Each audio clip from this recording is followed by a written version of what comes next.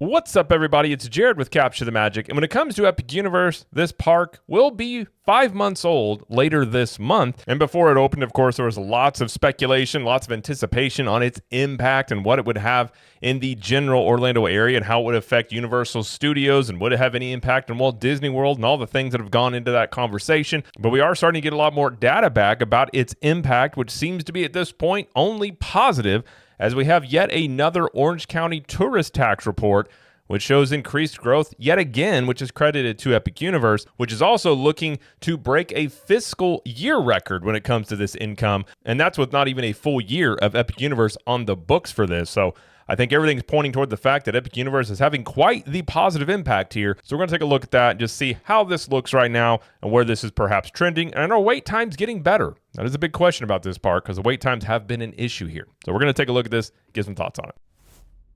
So this is from the Orlando Sentinel, and it says Epic Universe boom continues as Orange County tourist tax breaks another record. Revenues generated by Orange County surcharge on short-term lodgings are on track to shatter the fiscal year record of $360 million.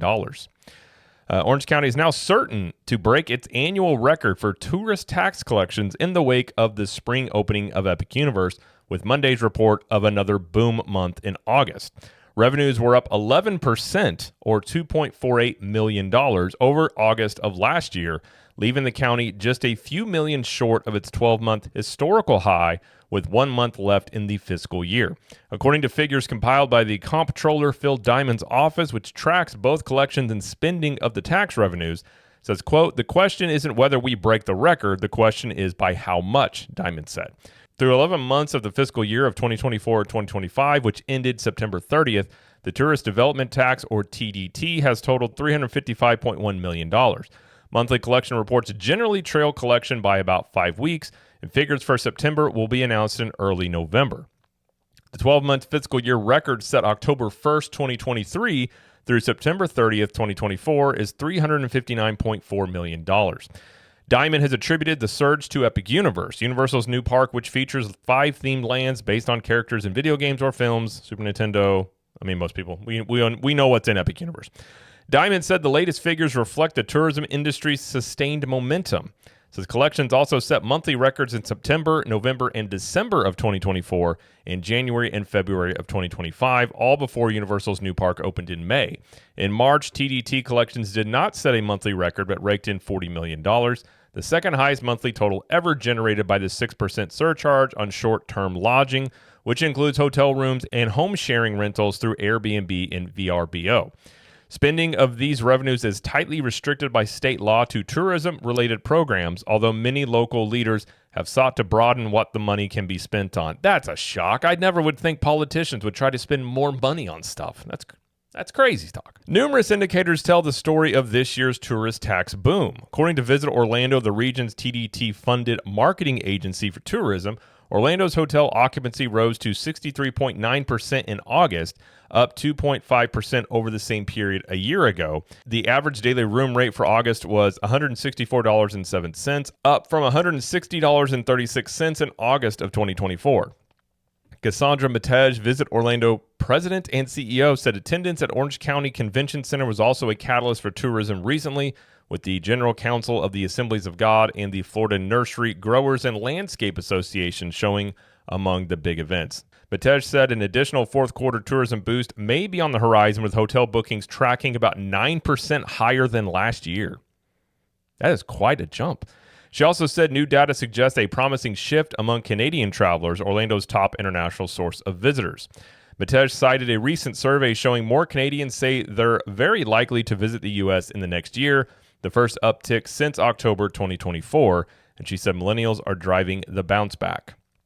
That is something that was noted, especially earlier in the year as Canadian tourism was down. I've also seen some recent reports showing that is softening up. So if that happens as well, on top of just domestically people coming in more to Orlando, potentially Universal Studios, Epic Universe, obviously that is going to probably see continued growth numbers, I would say, in the coming months as well.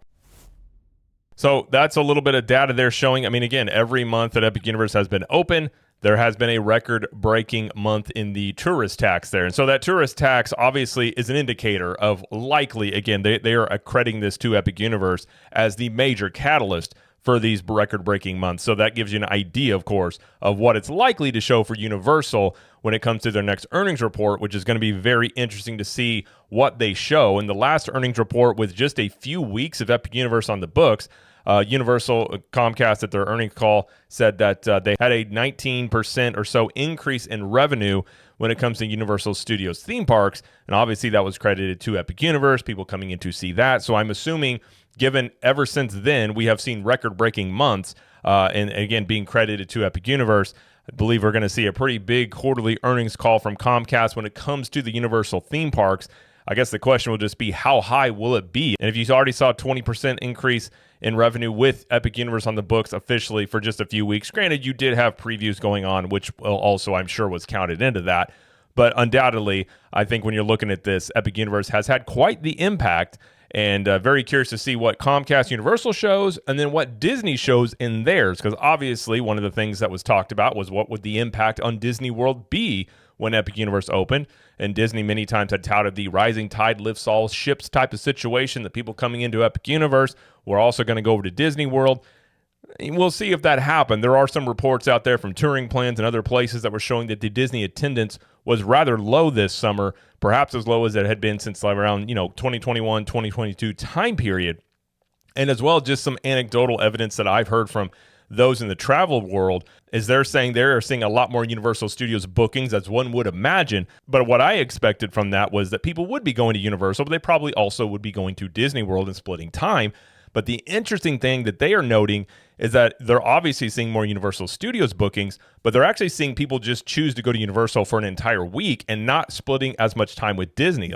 Some agencies have reported that Disney bookings have been down quite significantly, while Universal Studios bookings have been higher. So whatever Disney reports on their earnings call will be pretty interesting to see, and of course, in relation to Universal Studios and what they show, to give us an idea of how this summer went when you're talking about the overall tourism of the two theme park destinations. Now, of course, neither one of them report attendance numbers, but revenues, we can get an idea of where it looks. And Disney, although they're not as concerned with attendance, they're going to look at revenues. So even if their attendance was flat, they could show an increased revenue off of just some price increases. But if the revenue is down, obviously that would show that the attendance itself was down as well. So whatever that shows in their quarterly earnings coming up probably next month, early next month, I believe, is when both of those companies will have those.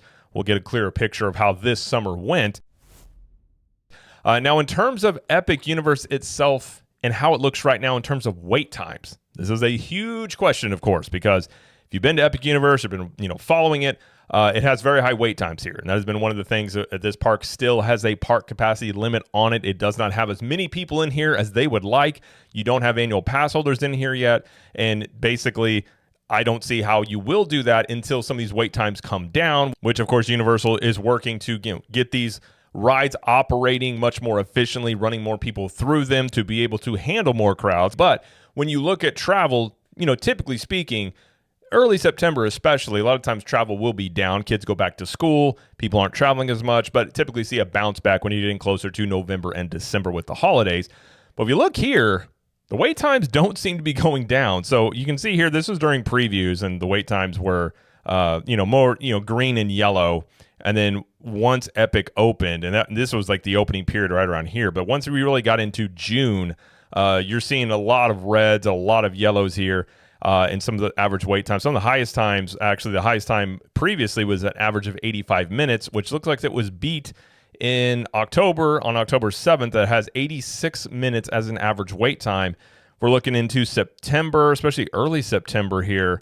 September 1st was a very low day at 29 minutes, but outside of a few lower days here and there, we're still seeing average wait times in the 58 minutes, 53 minutes, as high as 77 minutes. Like I said, here recently, the last few days, we've seen 86 minutes, 65 minutes, 71 minutes. So the wait times aren't dropping a lot here. So we look at this graph here. I mean, it is, overall a little downward trend going into the early September, which that is something, if you just look at the trend chart there, that's something, again, that follows some of the wait times and some of the crowds that typically see when it comes to travel, but it's already starting to tick back up here, and more than likely it's going to continue to climb as we get closer to the holidays. But given that this is kind of a yearly thing, I'm not going to be surprised at all if they set another record for the tax collections when it comes to September, being higher than it was the previous year. But you probably see maybe a little lower than the numbers were for this summer.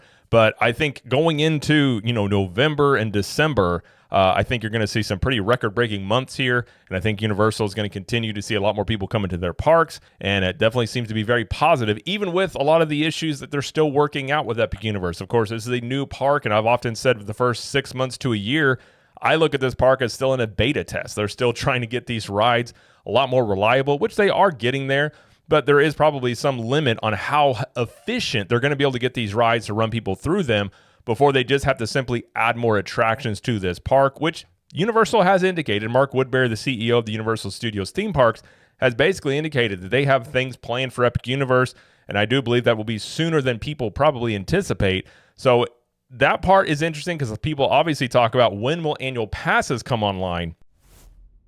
And I've said many times, I don't think at all you're going to see it in 2025. I think if you were going to see that, that would have been some lower crowds, probably, late in the summer or something along those lines. But given you're getting ready to go into a very busy time of year, I don't believe you're going to see it in 2025. And honestly, when you're talking about 2026, there is some loosening up of some of the restrictions when it comes to Epic Universe. Park hopping kicks in. You do have some international travel packages that include like every day of a package. You can go to Epic Universe.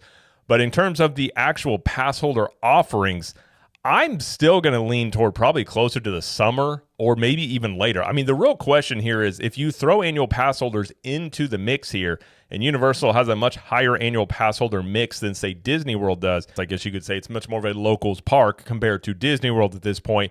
And some of those estimates are anywhere between 10% up to 30% of daily guests end up being annual pass holders. So if you add in annual pass holders to Epic Universe, and we just take the low end of that at 10%, and you take the fact that this park currently is capped well below, we'll just say 20,000 guests. It's a moving cap in terms of how much per day. But so obviously throwing annual pass holders into that on already high wait times, that's only going to make this problem worse of wait times here. And this is something that is going to be an issue that they're going to have to work out. And I don't really know where annual pass holders fit into this. Like when they offer this, obviously people want to do this. I want to be an annual pass holder at Epic Universe, but I also don't want to go and be spending, 2.5 hours in every single line to ride attractions, nor does anybody else, especially spending a lot of money on vacation packages. So as I like to say in life, there are good problems, there are bad problems. A bad problem is you don't have people coming to your park. That is a problem that would be bad. A good problem is you have a lot of people that want to come to your park, but you can't handle the amount of people that want to come. That's a good problem, but it's still a problem that you're going to have to work out. And they will work it out. I mean, in the long run, this will all get worked out. There'll be more things added to this park, and it'll work itself out. But in the short term, it is something that they're going to have to try and tackle before they're even able to get more attractions added in here, because that's going to take years for those things to get done. So I haven't really heard anything in terms about potential things they may add in the short term. There is some construction going on in Celestial Park that's supposed to be for an offshoot of Celestial Park anyways. That's supposed to be for an entertainment venue. I don't really know if that's for day guests as much as it is for potentially corporate settings and things of that nature. So maybe they do some more Streetmosphere, maybe they do some more shows, like whatever it is, they do need to add some more things if they are looking to add annual pass holders into that mix, which one would assume they are because they will make a lot of money from that. But on some level, looking at this too, I'm not really going to be that shocked. Mind you, I'll be disappointed, but I'm not going to be that shocked if annual pass holder options may not even be added in 2026. I mean, again, we're looking at this chart here, these wait times. I don't even know where this fits in, but I do think this is a very fluid situation. And on some level, there probably will be an annual pass option. Perhaps it is a very high-priced one, and they really limit the amount of people that can get it potentially. Maybe they only offer it to premium annual pass holders. I don't really know how they would work that out. I'm assuming that they are going to want to add that in here. But again, you are talking about, a compounding issue here of adding more people to this park on a park that already has wait time issues. So we'll see what they do there in terms of annual passes and how these crowds look. But I think really how it goes into Christmas, I mean, we're already looking at this chart here, and the summer has not been a really high travel season the last few years, especially since COVID. We could really see these wait times even go higher than this, what they had in the summer here. So we'll see what it looks like as we get closer to Christmas and the end of the year and see, what this is all looking like. But for now, when you're talking about Epic Universe, its impact is very positive. not only for Universal, but also for Orange County. And we will see really what this looks like for Universal and Comcast on the next earnings call. And of course, compare that over to Disney and see what they were looking like this summer. And if it is, play out like I have, heard from some anecdotal evidence that there are, quite a bit more Universal Orlando bookings than they have typically seen, and a lot less Disney bookings than they have typically seen. This is not going to be a problem that's just this year or this summer for Disney. This would be a continual one, as Disney is building new things in their parks, but those things are going to take years to get done. And this is going to be an issue as Epic Universe does eventually work through its crowd issues, has a lot more people coming through this park, gains in popularity. So whatever the impact of Epic Universe is right now, it is at the weakest it's going to be. It's only going to get stronger going into the next few years. And so if you're Universal, obviously you really like that scenario. If you're Disney, I don't know where it stands. We'll see when the earnings call, but that potentially obviously is a short-term issue that they may have to try and deal with and see what kind of adjustments they make. But of course, we'll have to wait and see when we get the data back, and we'll see what the September numbers hold, if we see a dip there, or if it continues to climb. But either way, that is going to be it, though, for this video. So if you like this video, please like it and subscribe to the channel, as we do lots of coverage here of Universal Studios, Epic Universe, Disney World, and pop culture. And let us know in the comments, what do you think about all this? And until next time, we will see you in the parks.